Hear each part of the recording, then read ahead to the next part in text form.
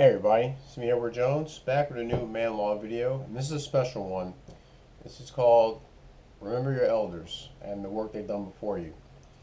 The reason why this is a special video is because on February 1st, my grandfather gave up the ghost.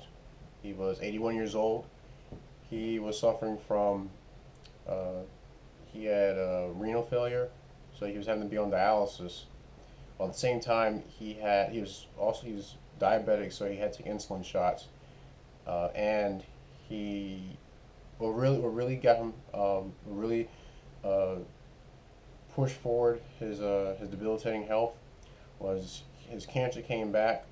He had a tumor on his gallbladder, and he decided that he wasn't going to do chemotherapy. He said he's been um, cut open, operated on so many times that he's had enough of it, and so he believed that it was his time. His time was coming soon. So what they did was they did outpatient.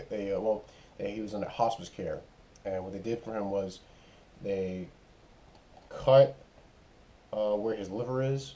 They just made a small cut and put a tube in. And it led right to his gallbladder, and there was basically it drained out everything that the cancer that was inside of him, the the the nastiness that would have created and stayed inside of him was being drained out into a bag. And I remember when I saw him with the bag inside of him, it was the liquid was it was like brown. It was like brown amber color, and the last time I saw him uh, was it was Tuesday. Last time I saw him when he was still here alive. It was green. That night, I remember the liquid in the bag was green. It was like kind of dark green, so I figured that was bile. But he died Friday on February 1st, and we just had the funeral on the 8th. And I gotta say that I didn't feel bad. Um, because I was relieved when my mother called me that Friday morning, and told me what happened. I was relieved because I saw he was in I saw how much pain he was in. I remember being there for him, to change his bandage, feed him, uh, you know, um, kind of give him a bath. He couldn't really move a whole lot. He was also having seizures on his right shoulder. He didn't have much control over his right arm, um, and he was you know, kind of delirious. He was, wanting to remove. He kept pulling his bandage off. So my family and I had to keep, replacing it and kind of wrapping something around him to keep him from getting to it. But after seeing all that, I was actually relieved. Now I'm not a badass at all when I say that I haven't cried about it. It was because I was looking for, I knew that phone call was gonna come once I found out that he was at to go on dialysis, because I seen what it has done to people. But when I found out, once I got the news that he had passed, I called. I told my mom. I said, "Well, is everyone else okay?" And I told her to call me back when you get more information. Hung up. Said a prayer that I'm happy that he's at rest, because he fought long and hard while he was alive, and I hope he's having the rest that he truly needed. And I'm making this video not just to also relay that message to you guys, because I mentioned before that he was sick, but to help you, at least to advise you to keep in mind, all you men out there, young and old, even you old men, even you old men out there, Primal and Cellar, to remember the lessons that you learned from many of the men that came before you. Probably get some heat from you guys, from me calling you guys old. But oh well. You know what? Good measure. I'll even throw in um, a prepared mind too. Yeah, you too, old man. Um, Remember the lessons that you learned. Oh, and Doug, and Doug, if you see this video, and General S. Lee, if you also see this video, just remember the things you learned from the men that came before you, because they will shape the way you develop. I will say that my grandfather, he's been a big influence, as I always said before. He's been a big influence on my life.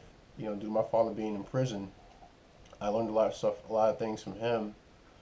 Um, you know, things like you know how to, proper conduct around other people, um, who to look out for. You know, who are good friends to have, who are people you should avoid. How to wisely use money, how to take care of the things that you have. Because he worked hard to have many of the things that he has or has had, and he passed it all on. Now he's passed it all on to us, to myself, my mother, my uncle, my grandmother, and my sister, and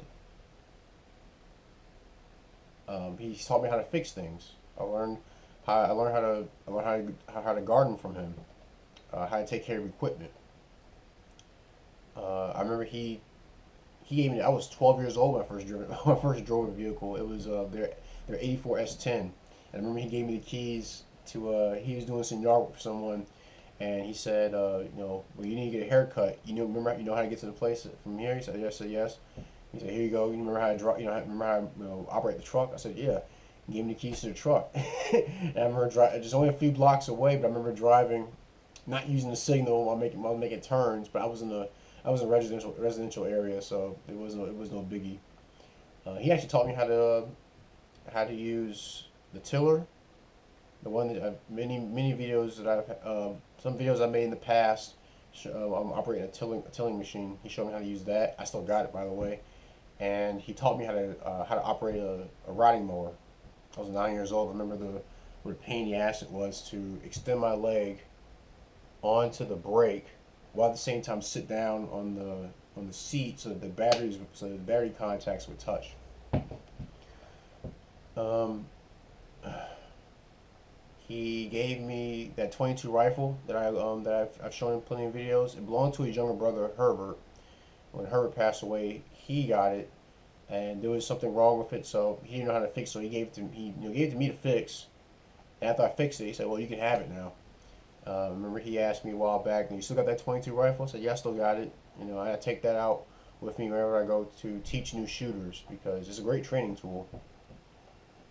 Um, I remember a lot of things that a lot of experiences we had over the past year, no, past decade even, that I look back on it and I can say that even to this day it has an impact on how how I teach other people how to do certain things, how I receive lessons from other people, how I have to hold myself accountable for the things that I do. I have to be responsible, and and how to hold on to how to keep up my values, how to have values, how to have the right values. You know, one of the things that I remember that was said at the funeral, that he was a very active member in the church, and he was a deacon, and many of his people who were under his charge as a deacon came to the wake, and they remember him, how active he was um, in church, in the Mason Lodge. He was with the NAACP. People in my neighborhood knew him. In my neighborhood back in Manning, many people in New York knew him, and he also how to maintain a proper reputation. I learned that from him as well. I remember something he would get on me about was the kids I would hang out with in church. He said, "I don't want to hear anybody talk about, you see Frank Caldwell's grandson do this. You see Matthew do that, or you heard about him doing this, or hanging out with those people." He said he didn't want to hear any of that kind of stuff from people in the church, because not just maintaining his reputation, but to make sure that I would develop a good reputation for myself. So that's one of the many things that I learned from him, and it was kind of rough to see him, in such a debilitating shape. But I knew that, he lived he lived a long, hard life. In fact, he grew up without his father being there. So it was an experience for both of us, you know.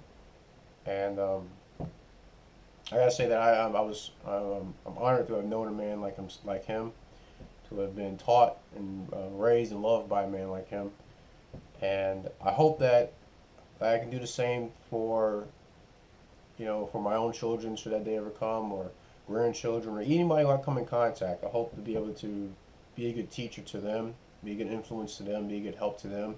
Also, be a good student, as I was with him. Um, yeah, I think it's important for many young men, and even many old men out there, to keep those lessons in mind that they learned from the men that came before them, because they really do shape the kind of person that you become. And also to make sure you understand the mistakes that were made, because my grandfather made many mistakes in his past. He made mistakes around me, but one thing I've always kept in mind was he was a man, and I'm a man as well. I'm a human. We make flaws, make our mistakes.